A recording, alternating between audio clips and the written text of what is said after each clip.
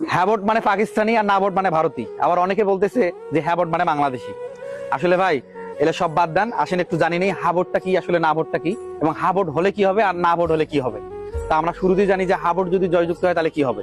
প্রথম যে কথা দাঁড়াচ্ছে, সরকারের মেয়াদে থাকে সরকার প্রধান, ইনি 10 বছরের উপর থাকতে পারবেন না। দ্বিতীয় নম্বরে আমরা বলতে পারি সরকার এবং রাষ্ট্রপতি, সরকার প্রধান এবং রাষ্ট্রপতির মধ্যে একটা ক্ষমতার ভারসাম্য থাকবে। 3 নম্বরে আমরা বলতে পারি যে আমাদের যে নির্বাচন হয় সংসদীয় নির্বাচনের পূর্বে একটা তত্ত্বাবধায়ক সরকারের বিধান থাকবে।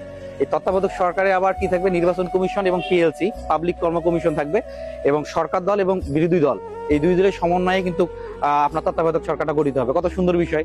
আমরা আবার 4র্থ নম্বরে বলতে পারি যে আমাদের যে রাষ্ট্রপতি আছে, রাষ্ট্রপতি চাইলে কিন্তু কোনো অপরাধীকে সাধারণ ক্ষমা করে দিতে পারে না। এই বিগত দিনে দেখা গেছে যে মৃত্যুদণ্ড প্রাপ্ত আসামিকেও রাষ্ট্রপতি ক্ষমা করে দিছে। তো হ্যাঁ যদি জয়যুক্ত হয়, সেক্ষেত্রে রাষ্ট্রপতি কখনোই একজন আসামিকে তিনি খালাস করে দিতে পারবেন না। আমরা 5ম নম্বরে বলতে পারি মানুষের যে মৌলিক যে সেবাগুলো আছে, ইন্টারনেট সেবা চাইলে কোনো সরকার বন্ধ করতে পারবে না, প্রয়োজনে বাড়াতে হবে, বন্ধ করা যাবে না। আমরা 6 নম্বরে বলতে পারি আমাদের যে মাতৃভাষা বাংলা ভাষা আছে, এটা আমাদের রাষ্ট্রীয় ভাষা। আমাদের দেশে ক্ষুদ্র ক্ষুদ্র জাতিগোষ্ঠী আছে, তাদের নিজস্ব কিছু ভাষা আছে, এই নিজস্ব ভাষাগুলোকে আমাদের সাংবিধানিক রূপ দিতে হবে।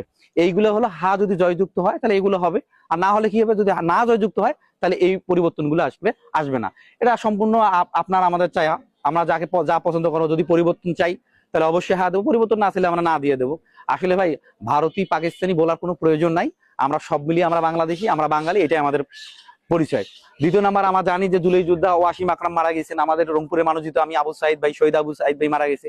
এরা যে জুলাই যে নিহত হয়েছে, সেই জুলাই সনদকে বাস্তবায়ন চাইলে অবশ্যই আমাদের হা দিতে হবে। আমাদের শহীদ ওসমান মীর হাদি ভাই আছে, তার যে স্বপ্ন ছিল, আগামী স্বপ্ন একটা ইনসাফের রাষ্ট্র, ইনসাফের রাষ্ট্র ছিল, অবশ্যই হা দিতে হবে। আর যদি না, এগুলোর কোনো প্রয়োজন নাই, তাহলে না দিতে হবে। এই ক্ষমতা আপনার, এই ভোট দেওয়ার এখতিয়ার আপনার, কেউ আপনাকে কোনো বিষয়ে বাধ্য করবে না। তা আবারও বলতেছি পরিশেষে, হা ভোট মানে পাকিস্তানি নয়, না ভোট মানে ভারতীয় নয়, আমরা সবাই বাংলাদেশি, আমাদের পরিচয় একটা, আমরা বাঙালি বাংলাদেশি। ভালো থাকবেন।